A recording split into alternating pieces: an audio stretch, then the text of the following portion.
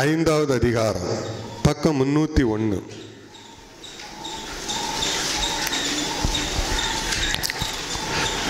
5வது அதிகாரத்தில் 8வது வசனம். அவர் குமாரனாயிருந்தும் பட்ட பாடுகளினாலே கீழ்ப்படிதலை கற்றுக்கொண்டு போதும். எதை கற்றுக் கொடுத்தார்? கீழ்ப்படிதலை. ஏன் நமக்கு சோதனை? ஏன் சோதனை நமக்கு வருகிறது? இதான் இன்று நாம் பார்க்கிற ஒரு தலைப்பு. இதிலிருந்து சில வசனங்களை நாம் எடுத்து தேவனுடைய உதவியினால நம்ம தியானிக்க போகிறோம். பரிசுத்த ஆவியானவர் நமக்கு உதவி செய்ய வேண்டும். அடுத்த வசனத்தை வாசிங்க. தாம் பூரணரான பின்பு தமக்கு கீழ்ப்படுகிற யாவரும் நித்திய ரட்சிப்பை அடைவதற்கு போதும். அல்லேலூயா. ஏன் கீழ்ப்படிதலை அவர் நமக்கு கற்றுக் கொடுத்தார் தெரியுமா? பூரணராகும்படி. குறைவில்லாதவர்களாய் நீங்கள் நானும் இருக்கணுமா? ஆகவே பல சோதனைகளை அவர் இயேசு கிறிஸ்து இந்த பூமியில இருக்கும்போது பல சோதனைகளை சந்தித்தார். இயேசு கிறிஸ்துனுடைய வாழ்க்கையை நீங்க பாருங்க. உண்மையா சொல்றேன், பரிதாபமான ஒரு வாழ்க்கை. அவர் இந்த பூமியில வந்தது நிமித்தம் உலகத்துக்கு வெளிச்சம், உலகத்துக்கு வெளிச்சம், எல்லாருக்கும் நன்மை. ஆனால் அவர் பிறந்து அவர் மரணம் வரைக்கும் அவர் ஒவ்வொரு நாளும் உபத்திரவங்களையும் சோதனைகளையும் பாடுகளையும் தான் அவர் அனுபவித்தார். ஒரு இடத்துல கூட ஏசப்பா நிம்மதியா இருக்க விடல. வீட்டில் உள்ளவங்க அவரை நிம்மதியா இருக்க விடல. பல ஆதார வசனங்கள் இருக்கிறது. குடும்பத்தில் இருக்கிறவங்களே அவரை பரியாசம் பண்ணாங்க. பல விதத்திலே அவரை என்ன செஞ்சாங்க? பரியாசம் பண்ணாங்க. சொல்லி இருப்பாங்க. அதுல இருக்கிறது வேதத்துல, நீ என்ன இங்க வித்த காணிச்சுக்கிட்டு இருக்கிறா, பட்டணத்துல போய் வித்த காணி, பிரயோஜனப்படும். எவ்வளவு அவமானப்பட்டிருப்பாரு. வீட்டில் சுற்றிலும் குடும்பத்தில் ஒரு இடத்துல கூட அவரால் நிம்மதியா என்ன செய்ய முடியல, பிரசங்கிக்க முடியல, பிரசங்கம் கூட பண்ண முடியல. கள்ளத்துக்கு ஆரம்பிச்சிருவான். அவர் எங்கெல்லாம் போறாரோ அங்கெல்லாம் அவருக்கு பிரச்சனை உண்டு பண்ணிக்கிட்டே இருந்தாங்க. அவர் எந்த இடத்துல எல்லாம் உட்கார்ந்து பேச ஆரம்பிச்சாரு அங்கெல்லாம் என்ன செஞ்சாங்க? பிரச்சனை படுத்திக்கிட்டே இருந்தாங்க. பிரச்சனைகளும் சோதனைகளும் பாடுகளும் நமக்கு மாத்திரமல்ல, அவருக்கும் இருந்தது. அல்லேலூயா. ஆகவே தான் அவர் கீழ்ப்படிதல், அந்த கீழ்ப்படிதல் எதுல வருகிறது தெரியுமா? சோதனைகளின் வழியாகத்தான் கீழ்ப்படிதல் வரும். எந்த அளவுக்கு நாம சோதிக்கப்படுறோமோ அந்த அளவுக்கு அந்த கீழ்ப்படிதல் உண்டாகும். தாவீது பல சோதனைகளை சந்திக்கிறாரு. ஒரு கட்டத்துக்கு மேல முற்றிலும் கீழ்ப்படிந்தார் தேவனுக்கு.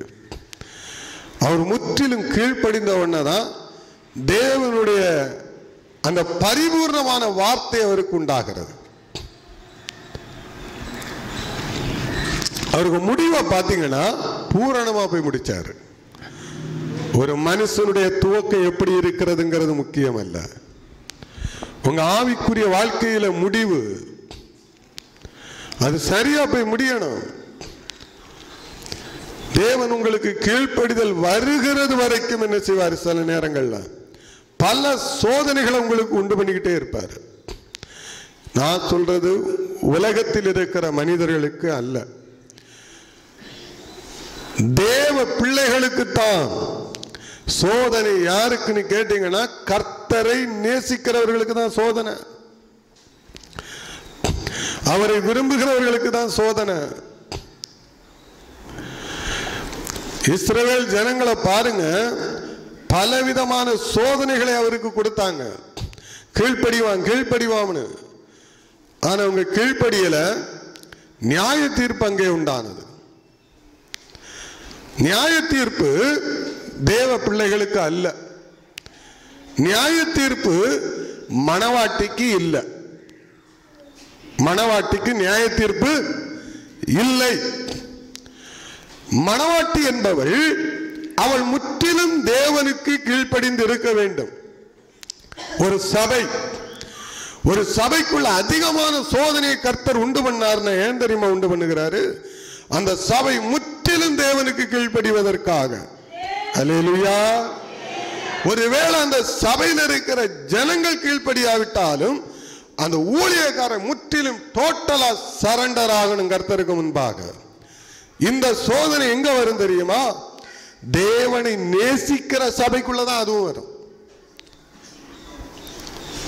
இங்க பைபிள்ல பல சோதனைகளையும் சில உபத்திரவங்களையும் சந்திச்சவங்க யாருன்னு பாத்தீங்கன்னா கர்த்தருடைய பிள்ளைகள். சவுலுக்கு ஏதாவது சோதனை வந்தா வரல. இந்த புதிய ஏற்பாடு சவுல் அல்ல, பழைய ஏற்பாட்டு சவுலுக்கு ஒரு சோதனை வரல. டைரக்டா நியாய தீர்ப்புக்கு தான் வச்சிருந்தார். தாவீதை போட்டு வறுத்து எடுத்துட்டார், கொன்னு எடுத்துட்டார். நீங்க இதை புரிஞ்சுக்கிட்டீங்கன்னு நினைக்கிறேன். அப்போ சிலர் நீங்க நினைப்பீங்க, ஆண்டவரே ஏன் எனக்கு இந்த சோதனை பிரச்சனைக்கு மேல? அப்ப நான் மோசமானவனா? நான் திருடனா? நான் கள்ளனா? இல்லை, இல்லவே இல்லை. நீங்கள் தேவனுடைய பிள்ளைகள். அவர்களுக்கெல்லாம் இந்த பிரச்சனை இல்லையே, சோதனை இல்லையே. அவங்க ஆசீர்வாதமாக தானே இருக்கிறாங்க, அவங்க சந்தோஷமா தானே இருக்கிறாங்க. அவன் நியாய தீர்ப்புக்கு என்று வைக்கப்பட்டவன். சவுலை கர்த்தர் நியாய தீர்ப்புக்கு என்று வைத்தார், தாவீதை பூரணத்துக்குன்னு வச்சிருந்தார். அல்லேலூயா. எனக்கு அது ரொம்ப ஆச்சரியமா இருந்தது. ஒரு பிரச்சனை கிடையாது யாருக்கு? சவுலுக்கு. 40 வருஷம் ஒரு பிரச்சனை கிடையாது. அடிச்சு விளையாடுறான். ஆண்டவர் கண்டுகிடவே இல்லை. ஆசாரியனை கொலை செய்யறான். நீங்க ஒண்ணு புரிஞ்சுக்கிடுங்க, அநியாயத்துக்கு மேல அநியாயத்தை விதைக்கும் போது பிரச்சனையே நமக்கு வரல. நம்ம யோசிக்கும் போது நியாய தீர்ப்புக்கு கர்த்தர் வச்சிருக்கிறாருன்னு நம்ம நினைச்சுக்கிட வேண்டியதான். அல்லேலூயா. நம்ம நினைக்கிறோம் இவ்வளவு அநியாயத்தை செய்து எப்படி இவன் ஆசீர்வாதமாய் இருக்கிறான். அவன் நியாய தீர்ப்புக்கு என்று ஒப்பு கொடுக்கப்பட்டவன். அவன் பரலோக ராஜ்யத்துக்குரியவன் அல்ல, அவன் பாதாளத்துக்குரியவன். அவர்கள் நரகத்துக்குரியவர்கள். நரகத்தில் அவர்களுடைய பங்கு அதிகம். நான் அவனுக்கு நிறைய நேரங்களில் இதை புரிஞ்சுக்கிட முடியல. அதனால நம்ம என்ன செய்வோம்? சில நேரங்களில் ரொம்ப சோர்ந்து போயிடுவோம். பைபிள்ல ஏகப்பட்ட விஷயங்கள் இருக்கிறது, நிறைய காரியங்கள் இருக்கிறது. துன்மார்க்கனை குறித்து யோபு பல இடங்களில் புலம்புறாரு. அவர் நீதிமான், ஆனால் தேவனுக்கு முன்பாக முற்றிலும் ஏதோ கர்த்தர் விரும்புகிற என்ன ஒரு காரியம் அந்த யோபு கிட்ட இருந்து தேவன் விரும்புகிற ஒரு காரியம் அவசியமாக இருந்தது. அல்லேலூயா. விரும்புகிற ஒரு காரியமாக இருந்தது. நான் அதை ஆவியில் உணர்கிறேன். யோபு கடைசியா ஒரு ஜெபம் பண்ணுவார் பாருங்க. தன் சகோதரர்களுக்காக கடைசியா ஜெபம் பண்ணுவார். அல்லேலூயா. இவர்களை மன்னியும் என்று ஒரு ஜெபத்தை ஆண்டவர் பண்ணக்கூடிய அளவில் கொண்டு விடுவார். நீங்க அதற்கு முன்பாக பார்த்தீங்கன்னா அவர் பலி செலுத்தினது எல்லாமே தன்னுடைய வீட்டுக்காகவும் தன்னுடைய குடும்பத்துக்காகவும் மாத்திரமே. அல்லேலூயா. உண்மைதானே? தன்னுடைய பிள்ளைகள் தன்னுடைய குடும்பத்துக்கு மாத்திரம்தான். மற்றவர்களுக்கு உதவி செய்தார், ஆனால் மற்றவர்களுக்காக அவர் ஜெபிக்கல. பலி என்பது ஜெபம். தேவனை மகிமைப்படுத்துவது. ஜெபிக்கிறது தனக்காக, தன்னுடைய வீட்டுக்காக, தன்னுடைய குடும்பத்துக்காக, மற்றவர்களுக்காகவும் ஜெபிக்க வேண்டும். ஒரு முற்றிலும் ஒரு கீழ்ப்படிதல்.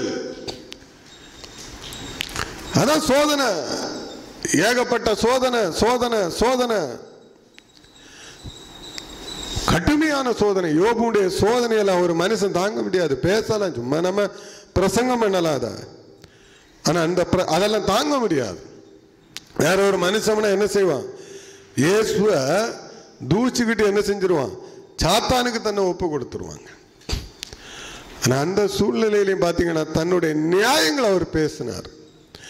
நான் என்ன தீங்கு செய்த ஆண்டவரே, உமக்கு என்ன துரோகம் செய்தேன், இன்னும் என்னிடத்துல என்ன உண்டு? ஏதோ ஒரு விஷயத்தை ஒரு மனுஷனிடத்திலிருந்து வெளிப்பட்டு அது வெளியே, அதாவது அது பிறக்கும் வரைக்கும் தேவன் சோதிக்கிறார். நீங்க அதை புரிஞ்சுக்கிடுங்க. எப்ப பார்த்தாலும் எனக்கு சோதனை சோதனை சோதனை, ரொம்ப சோதிக்கப்படுறீங்களா? தேவன் விரும்புகிறார்னு அர்த்தம் தான். துன்மார்க்கனுக்கு சோதனை அல்ல, அநீதி செய்கிறவர்களுக்கு சோதனை வராது. அவர்கள் டைரக்டா நியாய தீர்ப்புக்கு ஒப்பு கொடுக்கப்படுவாங்க. அது வரும்போது எப்படி வரும்னு தெரியாது. நீங்க பாருங்க, இந்த 40 வருஷமும் சவுலுடைய வாழ்க்கையில ஒரு சோதனை கிடையாது. ஆனா முடிவில் பார்த்தீங்கன்னா மொத்தமா முடிஞ்சு போச்சு. ஒண்ணுமே இல்லாம ஆக்கிட்டார் ஆண்டவர். அவனால் அவன் பையனுடைய உயிர் போச்சு, மொத்த குடும்பமே அழிஞ்சு போச்சு. ஒருத்தர் கூட இல்லை. ஒரே ஒரு பிள்ளை இருக்கிறது. அந்த பிள்ளை முழு முடவனா இருக்கிறார். ஏன் கர்த்தர் ஜீவனோடு வச்சாரு தெரியுமா? ஒரு அடையாளத்துக்காக வச்சிருந்தார். இந்த உலகத்துல நிறைய சோதனை எனக்கு வருது. ஏசப்பாவுக்கு இல்லாத சோதனை நமக்கு இல்லை. இன்னொரு வசனத்தை வாசிக்கலாம்.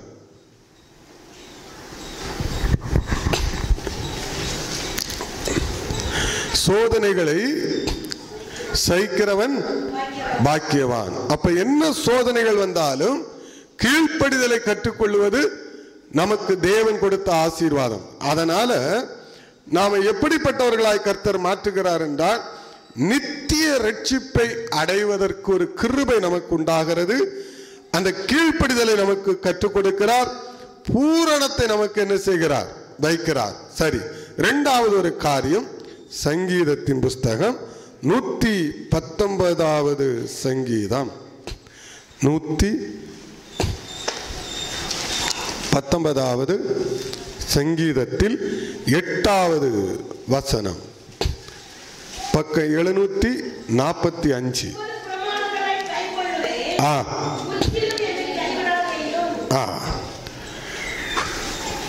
உமது பிரமாணங்களை கை கொள்ளுவேன், முற்றிலும் என்னை கைவிடாதே. சங்கீதம். பிரமாணங்களை, ஏன் இந்த பிரமாணங்களை நான் கை கொள்ளுவேன் என்று இந்த வசனம் சொல்லுகிறது தெரியுமா? இதுக்கு ஆப்போசிட்டா ஒரு காரியத்தை கேட்டீங்கன்னா, பின்மாற்றம். பின்மாற்றத்தில் இருந்து மனம் திரும்பும்படியாக உம்முடைய வசனத்தை நான் என்ன செய்வேன்? கை கொள்ளுவேன். என்னை கைவிட்டு விடாதையும். அதான் இந்த வசனம் குறிக்கிறது. பின்மாற்றம் என்பது ரெண்டு வகையா நீங்க அதை பிரிச்சுக்கலாம். தேவ பிள்ளைகளுடைய வாழ்க்கையில் பின்மாற்றம் எப்படி தெரியுமா? ஆண்டவருக்கு பிள்ளைகளுடைய பின்மாற்றம், தேவனுடைய விருப்பத்தை செய்யாமல் இருப்பதும் பின்மாற்றம் தான்.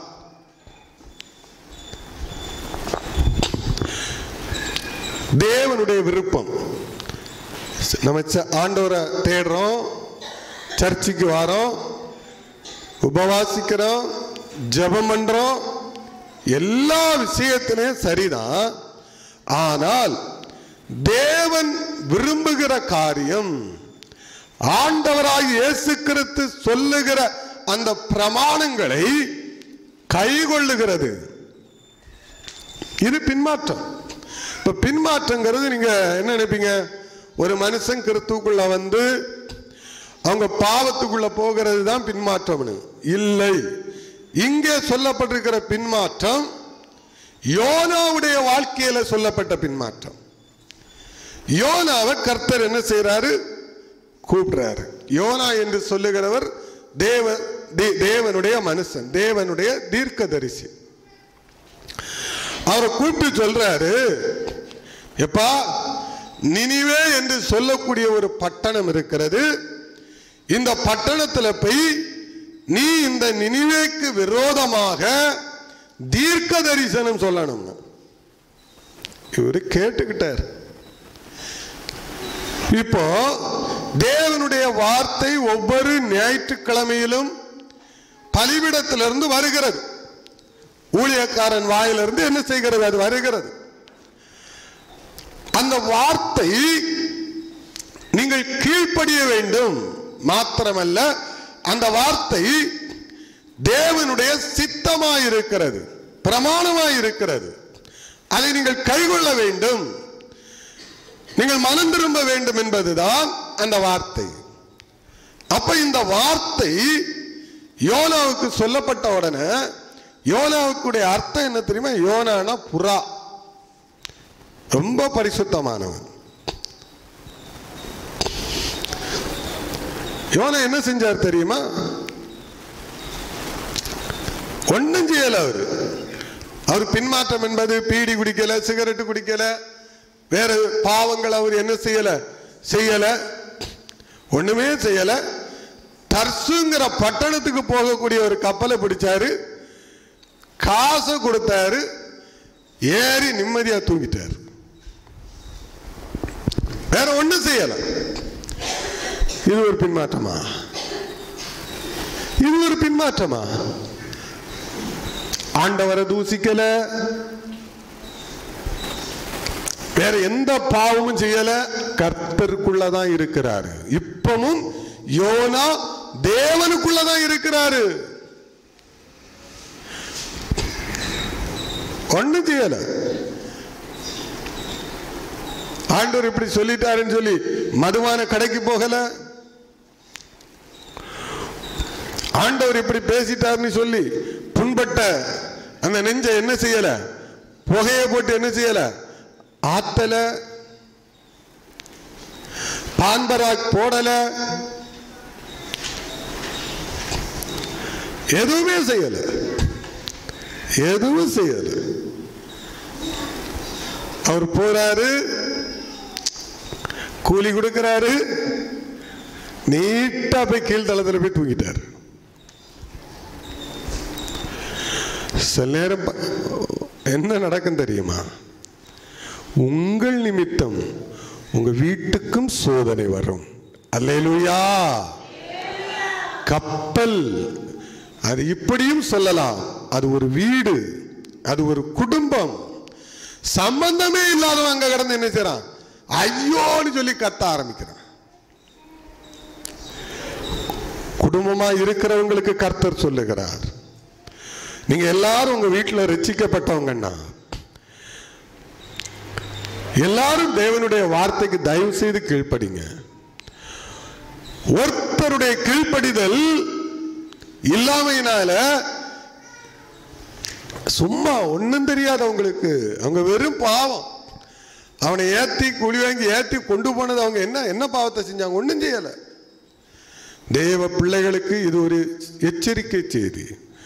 உங்க வீட்டுல சில நேரம் ஏன் இந்த பிரச்சனை, நான் நினைப்பேன், ஏன் இந்த பிரச்சனை?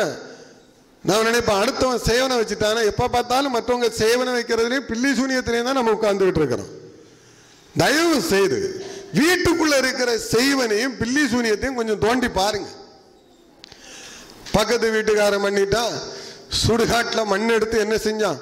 ஆமா, சில நேரம் சில பாஸ்டரை தேடி போனீங்கன்னா அவங்க சொல்லுவாங்க, ஏத்த வீட்டுக்காரன் என்ன செஞ்சிட்டான்? ஆமா, காலடி மண்ணை எடுத்து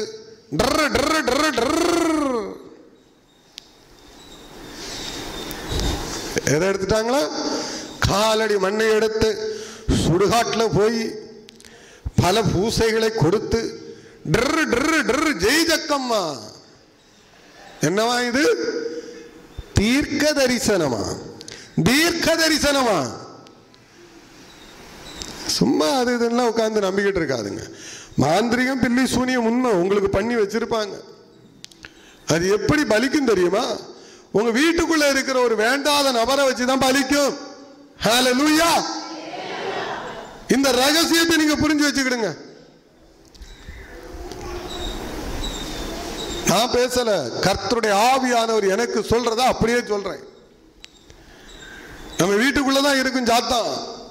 நான் அடிக்கடி சொல்லுவேன், தேவனுக்கு ஒரு மனுஷன் அவசியம், சாத்தானுக்கும் ஒரு மனுஷன் அவசியம், பிசாசுக்கும் மனுஷன் தான் அவசியம். ஒரு வீட்டுக்குள்ள ஒரு நபர் போதும். அந்த வீட்டை சூறையாடுவதற்கு, அந்த குடும்பத்தை அழிப்பதற்கு ஒரே ஒரு நபரை போதும். ஒரு வீடு தரமட்டமா போயிடும், ஒரு குடும்பம் அழிஞ்சே போயிடும். கணவன், மனைவி, பிள்ளைகள் ஒவ்வொருவரும் நீங்க ஜாக்கிரதையா இருக்கணும். அவன் பில்லி சூனியம் பண்ணிட்டான், இவன் பண்ணிட்டான், எல்லாம் பண்ணதான் செய்வாங்க. இந்த உலகத்துல நீங்க உயிரோட இருக்கிறது வரைக்கும் உங்களுக்கு பிடிக்காதவன் ஏதோ ஒரு விதத்துல உங்களுக்கு ஏதாவது பண்ணிக்கிட்டே இருக்கிறான்னா அவன் சாகிறது வரைக்கும் அவன் பண்ணிக்கிட்டு தான் இருப்பான். ஏன்னா அவன் பண்ணுனா மாத்திரம் அவனை காப்பாற்ற முடியும். ஒரு கட்டத்துக்கு மேல அந்த மந்திரவாதம் பண்ணக்கூடியவன் ஏன் போய் பண்றான் தெரியுமா? அவனை காப்பாற்றுவதற்கு போய் பண்ண ஆரம்பிப்பான். ஏன்னா கர்த்தருடைய பிள்ளைகளுக்கு அவன் மாந்திரிகம் பண்ணும்போது அவன் அடி வாங்குவான். ஜெபிக்கும் போது, இவர்கள் ஜெபிக்கும் போது அங்க அடிச்சு தூக்கும், ஓடுவான். சின்ன மந்திரவாதி பெரிய மந்திரவாதின்னு சொல்லி உங்களை விட அவன் பணத்தை செலவழிச்சுக்கிட்டு இருப்பான். இதான் உண்மை. ஆனால் இது யாரை பாதிக்கும்னா, நான் தான் சொல்றேன் பாத்தீங்களா, எங்க பாருங்க, ஒரு மனுஷனால ஒரு பாவமும் அறியாதவர்கள் எல்லாம் அங்க கடந்து கதறாங்க, புலம்புறாங்க, எல்லாரும் செத்து போயிடுவோம்னு பயப்படுறாங்க. உங்க வீட்டுக்குள்ள இருக்கிறவர்கள், நான் சொல்றது ரட்சிக்கப்பட்டவங்க, ரட்சிக்கப்படாதவங்களை குறிச்சு விட்டுரும். இங்க பேசப்பட்டுக்கிட்டு இருக்கிறது எல்லாமே கர்த்தருடைய பிள்ளைகளுக்கு. இந்த வசனம் அல்லேலூயா, இயேசுவை சொந்த இரட்சகராய் ஏற்றுக்கொண்டவங்களுக்கு, மணவாட்டிக்கு தான் செய்தி. யாருக்குன்னு கேட்டீங்கன்னா மணவாட்டிக்கு தான். அப்போ அவள் எப்படிப்பட்டவளாய் இருக்க வேண்டும்? முழுவதும் கீழ்ப்படிதல் உள்ளவர்களாய் மாத்திரமல்ல, முதல்ல கீழ்ப்படிதலை பார்த்தோம்.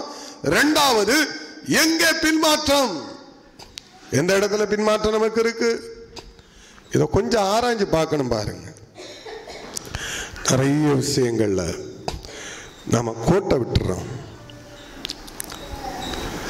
மாந்திரிகம், பில்லி சூனியம் இந்த உலகத்தில் உங்களுக்கு நடக்கும். சரி, நாம் நமக்கு என்ன பில்லி சூனியத்தை வச்சோம்? நம்ம வீட்டுக்குள்ள, நம்ம குடும்பத்துக்குள்ள ரட்சிக்கப்பட்ட நான், இயேசுவை ஏற்றுக்கொண்ட நான், என் வீட்டுக்கு என்ன வினையா இருக்கிறேன்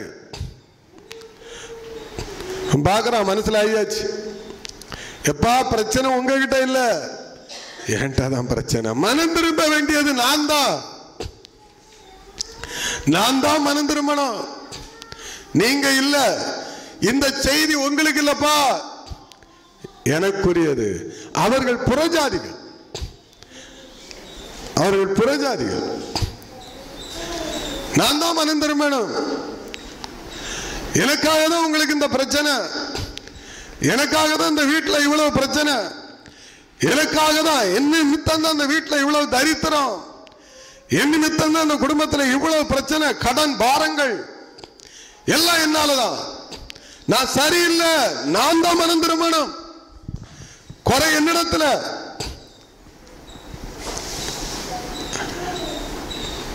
ஒப்பு கொடுத்தாரு. என்ன செய்யன்னு கேட்டாரு. கைய காலை கட்டி கடல்ல தூக்கி போட்டுருங்க. பைபிள் சொல்லுகிறது கடல் என்றால் உலகம்.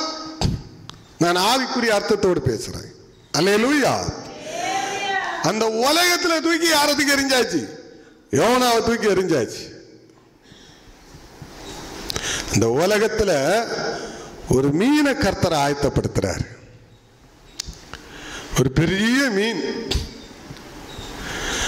மீன்னா உபத்திரவப்படுத்தக்கூடிய மீன் இருக்கு. மீன்னா ஆத்துமானு மாத்திரம் தானே நம்ம இவ்வளவு காலமும் பார்த்தோம். ஆனா இங்க ஒரு மீனை கர்த்தர் சொல்றாரு, இது உபத்திரவப்படுத்த மீன். 3 நாள் உள்ள இருக்கிறாரு, நாத்தம் தாங்க முடியல. என்ன ரொம்ப வேதனை அனுபவிச்சிருப்பாரு. உள்ள இருந்து கதறி இருப்பாரு. அதுக்கு வாயிலிருந்து ஒரு வார்த்தை வருவ பாருங்க. யோனா தீர்க்கதரிசியின் புஸ்தகம் எடுத்து ஒண்ணு வாசிச்சோம்னா கொள்ள, நான் அதை குறிச்சு வைக்கல.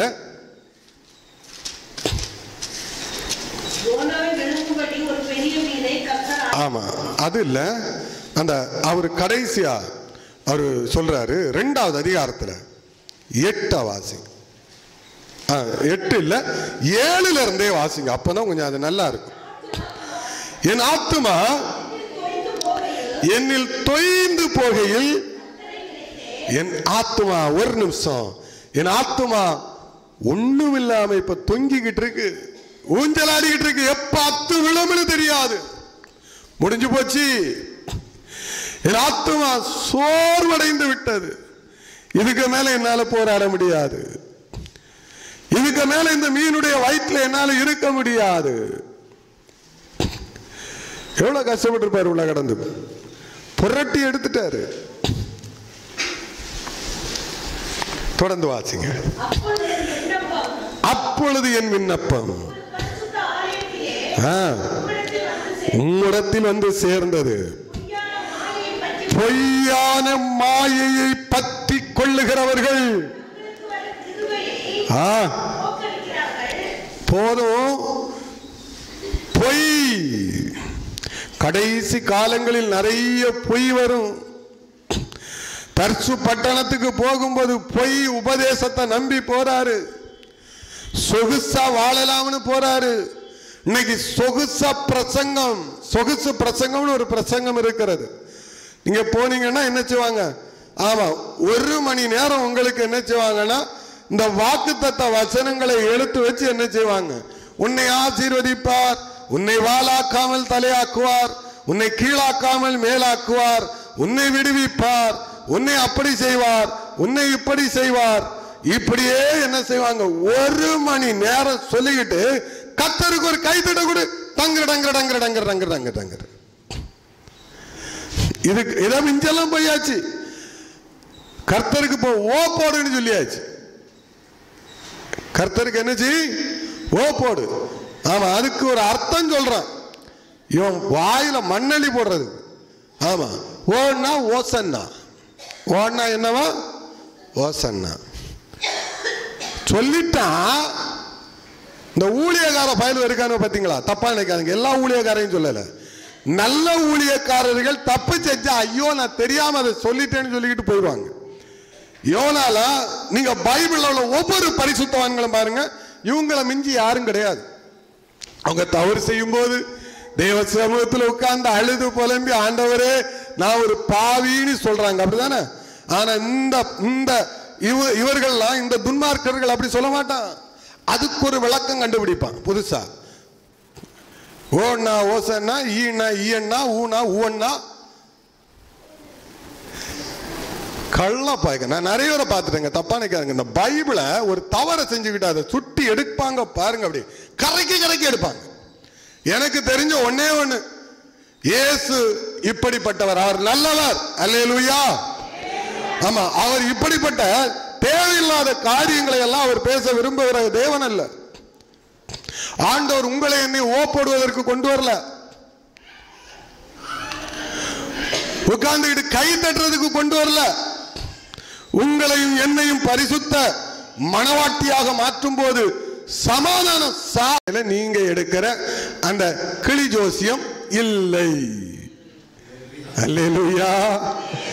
என்னடா போக போக இப்படி இருக்கிறானே, பக்குவம் தான். கழிஞ்ச நாட்கள்ல நான் இதை செய்தேன். ஏன் செய்தேன் தெரியுமா? அதையும் சொல்றேன். உங்களுக்கு ஒரு சின்ன ஆறுதலா இருக்கட்டும்னு செய்தேன். இது எனக்காக செய்யல, இது தேவனுக்காக நான் செய்யல, இது உங்களுக்காக நான் செய்தேன். உண்மையை பேசுவேன். நான் செய்தது தப்புத்தான். அல்லேலூயா. மனப்பூர்வமா அதை செய்யல. ஒரு பக்கம் ஒரு இது இருந்துகிட்டே இருந்து, ஆண்டவரே இதை நிறுத்துவதற்கு எனக்கு ஒரு வழி தாரும்னு சொன்னேன். உண்மையா சொல்றேன், இதை நான் நிறுத்துறதை விட உங்களுக்குத்தான் நன்றி சொல்லணும். நீங்க அந்த அளவுக்கு பக்குவப்பட்டுட்டீங்க. அல்லேலூயா. உண்மைதானா? ஆமென். அதான் உண்மை. அல்லேலூயா. ஏன்னா வாக்குத்தத்தம் பண்ணப்பட்டவரே உங்களுக்குள்ள இருக்காருங்க மணவாளனா. அதுக்கு பிறகு உங்களுக்கு என்ன ஒரு துண்டு சீட்டு உங்களுக்கு வேணும்? அந்த கிளி ஜோசிய நமக்கு என்னத்துக்கு? அப்படிதானே? ஒன்னு என்ன செய்யறோம் பாருங்களும். கொஞ்சம் சிந்திக்கும் போது என்ன செய்யறோம், ஒரு குலுக்கு குளிக்கிறோம். அந்த ஆளு என்ன செய்யறோம், கிளியை திறந்து விட்டோன்னே என்ன செய்யும், கிளி போய் டக்குன்னு என்ன செய்யும், இப்படி கிண்டும்.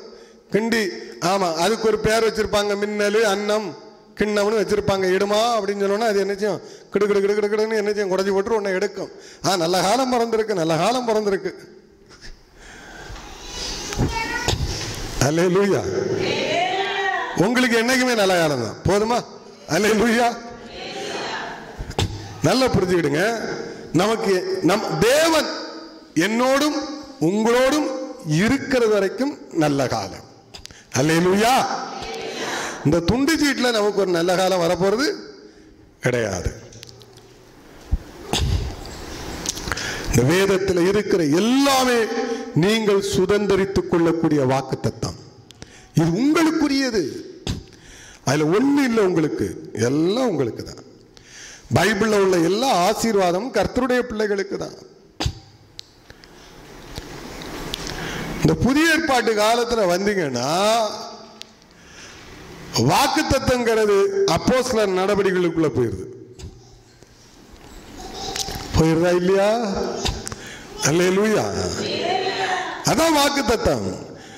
முதல்ல இயேசப்பா ஒரு வாக்குத்தத்தம் கொடுக்கிறாரு. நீங்கள் முதலாவது தேவனுடைய ராஜ்யத்தையும் நீதியையும் தேடுங்கப்பா, உங்களுக்கு எல்லாம் கிடைக்கும். இது ஒரு வாக்குத்தத்தம்.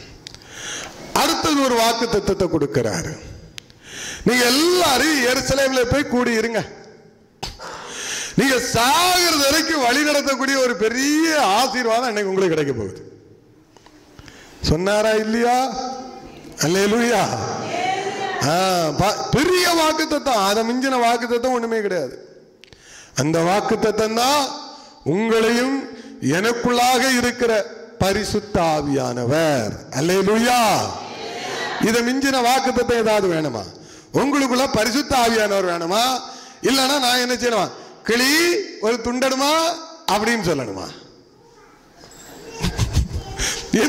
எது உங்களுக்கு சிறந்தது? பரிசுத்த ஆவியானவர். அல்லேலூயா. யாருக்காவது கவலை இருக்கா? இல்லல? சத்தமா சொல்லுங்களா? சோத்திரம்.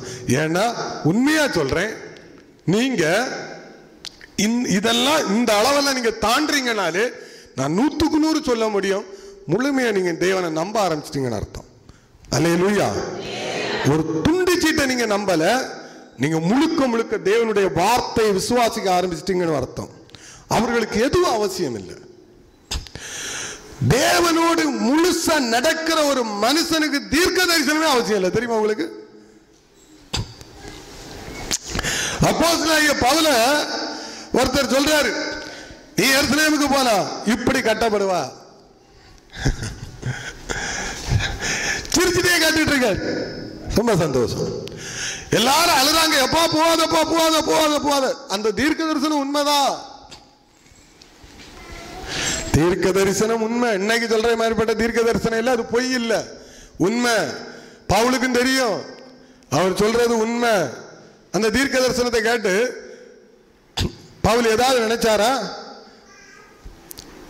போக வேண்டிய காரியத்தை எது வந்தாலும் சரி என் கர்த்தருக்காக நான் அதை சகித்தே ஆவேன். அல்லேலூயா. மரணமானாலும் சரி பரவாயில்லை, என் கர்த்தருக்காக. ஏன்னா அவருக்கு ஏற்கனவே தெரியும் இதெல்லாம் நடக்க போகுதுன்னு. கரெக்டு தான், இதான் நடக்க போகிறது. தேவனோடு நடக்கிற பிள்ளைகளுக்கு, நடக்கிற மனிதர்களுக்கு வெளிப்பாடு, தீர்க்க தரிசனம் எதுவுமே அவசியம் அல்ல. நான் சொல்வது தேவனோடு நடக்கிறவர்களுக்கு, புதிதாக வருகிறவர்களுக்கு அவசியம். கர்த்தரோடு நடக்கிறவர்களுக்கு யோசிச்சு பாருங்க. கர்த்தரோடு நீங்க நடக்கிறீங்கன்னா உங்களுக்கு என்ன வெளிப்பாடு சொல்ல வேண்டியது இருக்கிறது? இருக்கா? இல்ல. ஏன்னா எல்லா காரியத்தையும் மேற்கொள்ளக்கூடிய அளவில் நீங்க வளர்ந்துட்டீங்க, வந்துருவீங்க. எது வந்தாலும் ஜெபத்தில் நீங்க என்ன செய்வீங்க? நீங்க ஆண்டவரோட நடக்கிறீங்க. அப்போ உங்க காரியத்தை கர்த்தர் பார்த்து கொள்ளுவார்.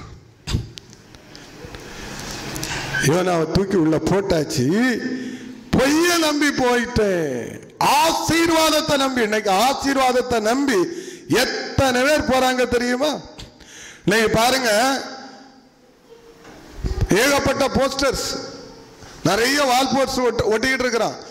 ஆமா, இந்த வால் போஸ்டர் ஒட்டி போடுறது இது ஒரு ப்ராடக்ட். நீங்க ஒரு விளம்பரம் இருக்கு பாத்தீங்களா, ரொம்ப விளம்பரப்படுத்துவாங்க ஒண்ணு விற்கிறதுக்கு.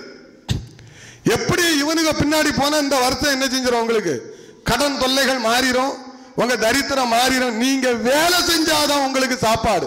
அல்லேலூயா. நல்லா புரிஞ்சுக்கிடுங்க, நீங்க வேலை செஞ்சாதான் நமக்கு சாப்பாடு, உழைச்சாதான் சாப்பாடு. இது ஒரு பொய், மாயை. இந்த மாயை பின்பற்றி உங்களுடைய டெக்னிக் என்ன தெரியுமா? அந்த நாட்கள்ல இந்த சபையை விட்டுக்கிட்டு நிறைய ஜனங்கள் இதை நம்பி போவாங்க. பல இடங்கள்ல உள்ளவங்க போவாங்க, அங்க ஏதாவது கிடைக்கும். ஆமா, ஒரு டீ ஒரு கேக்கும் கிடைக்கும். 100 ரூபா உனக்கு தெண்டம், 100 ரூபா தெண்டம். அந்த டீயும் கேக்கும் ஸ்பான்சர். சொல்லுவா, காத்திருங்க, இந்த வருஷம் வரும் பாருங்க டுபாக்கூர். ஆமா, போன வருஷம் கோல்டன் ஆண்டு, இந்த வருஷம் வைரத்தின் ஆண்டு, அதுவும் கோயிலூர் வைரம். ஆண்டவர் உங்களுக்கு கோயிலூர் வைரத்தை கொடுக்க போகிறார். எனக்கு அந்த வைரத்தை காண்பிச்சாரு.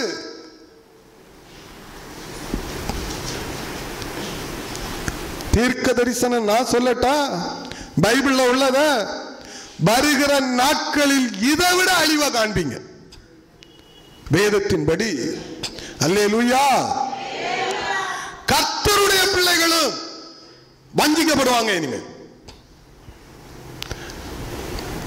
பைபிளின்படி, வேதத்தின்படி ஊழியக்காரன் வஞ்சிக்கப்படுவான்.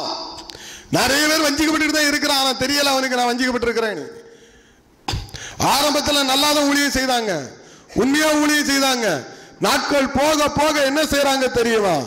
ஸ்தோத்திரம். ஒரு காலத்துல பேசின உபதேசத்தை மாத்தி பேசுறான். அன்னைக்கு நகை போடாதன்னா இன்னைக்கு போடுங்கிறான்.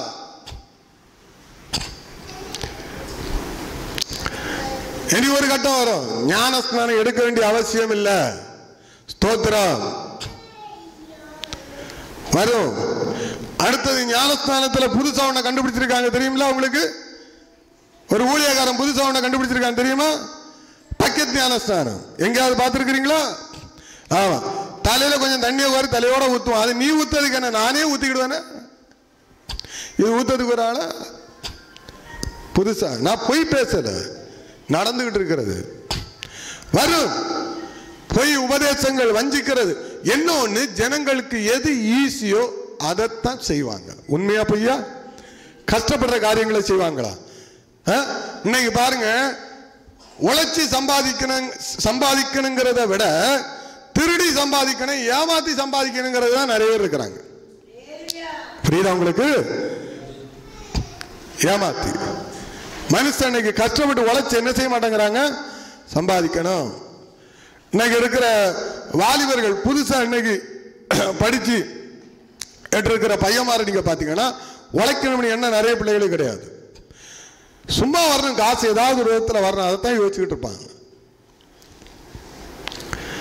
ஆவிக்குரிய வாழ்க்கையில சும்மா எதுவும் யாருக்கும் கிடைக்காது. அல்லேலூயா. நீங்க ஒவ்வொரு பரிசுத்தவானுடைய வாழ்க்கையை நீங்க தயவு செய்து பாருங்க. ஒரு கையளவு மேகத்துக்காண்டி ஒரு மனுஷன் எத்தனை மணி நேரம் நின்னாருன்னு தெரியல. அதுவும் முழங்கால் ஜெபம் இல்லை, குனிஞ்சி அது நின்று பார்த்தாதான் தெரியும். அவரு சொல்லப்பட்டிருக்கிற ஜெபம் அது ரொம்ப கஷ்டம். நமக்கு பைபிள்ல எழுதி வச்சிருக்கு, போய் பார்த்துட்டு வாணி 7 முறை சொல்றாரு. எத்தனை மணி நேரம் அப்படி நின்னாருன்னு தெரியாது. அப்புறம்தான் கையளவு மேகத்தை பார்க்கிறேங்கிறாரு. ஓஹோ, எத்தனை மணி நேரம் கழிச்சுதான். தேவனை சந்தித்த ஒவ்வொரு பரிசுத்தவான்களுடைய வாழ்க்கையை பாருங்க, எவ்வளவோ போராட்டத்தின் மத்தியில தான் சந்திக்கிறாங்க. யாக்கோபு விடிய விடிய விடிய விடிய போராடி கடைசியில பலவீனத்தோடு அவரை சந்திக்கிறார். அல்லேலூயா. தயவு செய்து நீங்க பைபிளை பாருங்க. இன்னைக்கு போய் தீர்க்க தரிசனம் என்று சொல்லுகிறதே பொய். இன்னைக்கு பேசுறது இவங்க பொய். தயவு செய்து நம்பாதுங்க. எல்லாரும் நம்ப கூடாதுன்னு நான் சொல்லல. இருக்கிற சிலர் ஊழியர்கள் இருக்கிறாங்க, அவங்க இவங்க சொல்ற மாதிரிலாம் ஒண்ணு சொல்ல மாட்டாங்க. தீர்க்க தரிசனம் சிலர் சொல்லுவாங்க. பல ஜனங்கள், பல மக்கள் இந்த பொய்யை நம்பி இந்த நாட்களில் ஏமாற்றப்பட்டு கொண்டிருக்கிறார்கள். உள்ள போனாதான் தெரியும், எதுவுமே போய் பார்த்தாதான் தெரியும். ஒண்ணுமே இருக்காது. இன்னைக்கு செவடால்ல ஓட்டுறவங்க நிறைய பேர் இருக்காங்க, தெரியுமா உங்களுக்கு? செவடால்ல நிறைய கூடம் என்ன செய்யாது, தழும்பாது. இந்த டிவியில் நீங்க பார்த்தீங்கன்னா முழுக்க முழுக்க ஒவ்வொருவரும் தன்னை போக்கஸ் பண்றாங்க. இயேசுவை போக்கஸ் பண்றதை விட்டாச்சு. இயேசுவை பயங்கரமான சில சாட்சிகள்லாம் பயங்கரமா இருக்கும். அன்னைக்கு ஒரு சாட்சியை பார்த்தேன். ஒருத்தன் சொல்றான், கண்ணு வெடிச்சிட்டுன்ட்டான். கண்ணு வெடிச்சிட்டுன்னு. இந்த ஊழியக்காரன் எங்க பார்ப்போம், கண்ணு என்ன செஞ்சுட்டான், வெடிச்சிட்டான். நான் பார்த்தேங்க. இப்ப எப்படி இருக்கு, கண்ணு ஒண்ணு சேர்ந்துட்டு, கண்ணு ஒண்ணு சேர்ந்துட்டு. சிரிப்பானா சிரிக்க மாட்டானா? இதை பார்க்கிற இந்துக்களும் இஸ்லாமியர்களும் இதை பார்த்தா விழுந்து விழுந்து சிரிப்பானா சிரிக்க மாட்டானா?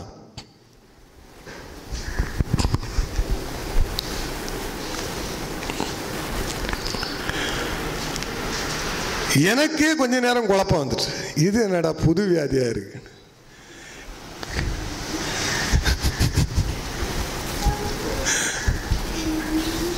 எல்லாம் நம்ம ஆட்கள் செய்யற வேலைதான். தயவு செய்து, இயேசு அற்புதங்கள் செய்கிறவர். அல்லேலூயா. சூம்பன கையை அவர் மாற்றக்கூடிய தேவன் தான், நான் இல்லைன்னு சொல்லல. உங்க உடம்புல இருக்கிற உறுப்பை புதுசா மாற்றக்கூடிய வல்லம் அவர்கிட்ட உண்டு, நான் இல்லைன்னு சொல்லல. ஆனால் இன்றைய காலகட்டங்களில் சில விஷயங்கள் நடக்கிறது உண்மை, சில விஷயங்கள் போக்கஸ் பண்ணப்படுகிறதும் உண்மை. நம்பாது, எல்லாவற்றையும் நம்பாது, எல்லாவற்றையும் நம்பாதுங்க. ஒரு முறை நான் கேட்ட ஒரு சாட்சி, ஒரு ஊழியக்காரர் வந்தாரா, இவர் எத்தனையோ செவிடர்களை குணமாக்கினாரா. இவர் செவிடரை குணமாக்கிக்கிட்டு போன உடனே மறுபடியும் அவர்கள் செவிடர்களாக மாறிவிட்டார்கள். இது என்ன சொல்றீங்க, மேஜிக்கா இல்லையா? மேஜிக் தானே. அல்லேலூயா. நடந்த சம்பவம், பேரை சொல்ல விரும்பல, பேர் கூட தெரியும். ஆனா இந்த இப்படிப்பட்டவர்களை தமிழ்நாட்டில் கொண்டு வராங்க. இல்லவே இல்லை, இல்லவே இல்லை. தேவனுடைய ராஜ்யம் தமிழ்நாட்டுக்கு வரன்னா இங்க இருக்கிற அசுத்த ஆவிகள் கட்டப்பட்டு உடைக்கப்படாம தேவ ராஜ்யத்தை தமிழ்நாட்டுக்குள்ள கொண்டு வர முடியாது. அல்லேலூயா. நான் போய் பேசல. உங்களிடத்துல தேவ, அதான் ஆண்டவர் சொல்றார், பிசாசுகள், அந்த பிசாசுகளை துரத்தும் போது, அந்த பிசாசுகள் ஓடும் போதுதான் தேவனுடைய ராஜ்யம் உங்களத்தில் என்ன செய்கிறது? வருகிறது. சாதாரண விஷயம் அல்ல அது. உங்க சரீரத்துக்குள்ள தேவ ராஜ்யம் வரணும்னா நீங்க என்ன செய்யணும் தெரியுமா? உங்க ஐம்புலன்களையும் ஆட்சி செய்கிற அசுத்த ஆவிகளை நீங்க முழுவதுமா மேற்கொள்ளும் போதுதான் உங்களுக்குள்ளே அந்த தேவராஜ்யம் வரும். அல்லேலூயா. சும்மா வராதுங்க. சும்மா பொய் பொய்யா சொல்லிட்டு இருக்கிறாங்க மேல இருந்து. எனக்குள்ளே அப்படிதான். சரி, இப்ப எப்படி எனக்குள்ள தேவராஜ்யம் இருக்குன்னு கேட்டீங்கன்னா, இல்லை. இப்போ தேவனுக்கு ஒரு கருவி தேவைப்படுகிறது. அது நான் புரிஞ்ச உங்களுக்கு என்ன இப்ப அவர் பயன்படுத்திட்டு இருக்காரு, அவ்வளவுதான். அவர் பேச வேண்டிய காரியத்தை என்ன வச்சு என்ன செய்யறாரு? உங்களுக்கு சொல்ல வைக்கிறாரு, எனக்கு சொல்லிக்கிட்டு இருக்கிறார்.